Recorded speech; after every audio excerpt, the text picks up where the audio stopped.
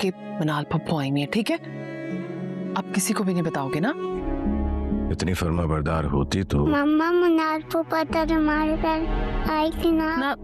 तजस्सुस क्यों बढ़ा रहे हो? सब ठीक तो है ना? कोई नुकसान तो नहीं हुआ तुम्हें? बाजिल, यार देखो, आपने ना बाहर जाके किसी को भी नहीं बताना। उन लोगों से इस बात का जिक्र नहीं करेगी।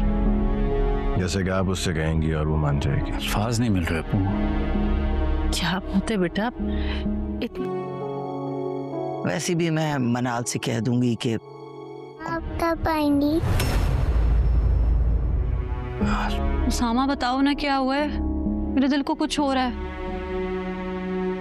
रिमशा अच्छे से जानती हैं कि अगर वो बाजिल को मना करेगी तो बाजिल बिल्कुल भी मुंह नहीं खोलेगा कि मिनाल घर पर आई थी, लेकिन बाजिल फिर भी बच्चा है, किसी न किसी वक्त जज्बात में आकर वो बात तो कर ही देता है। जब पूरे घर वाले ही मिनाल के बारे में बातें कर रहे होंगे, उसे ही डिस्कस कर रहे होंगे, तो आखिरकार बाजिल अपनी माँ से कहेगा कि मिनाल पुप्पो तो यहाँ पर आई थी, क्या आप उस वक्त घर पर नहीं थी कि आप उनसे नहीं मिल सकी? बाजिल की बातें सुनकर सभी परेशान हो जाएंगे। दानियाल को गुस्सा आएगा कि आखिर वो यहाँ आई ही क्यों थी। दूसरी तरफ समीर बहुत ज्यादा परेशान है। समीर की परेशानी को देखते हुए किंजा भी बहुत ज्यादा परेशान होगी। बाई से कहेगी कि वो अपनी परेशानी क्यों नहीं बताता, उसका तो दिल ही बैठा जा रहा है।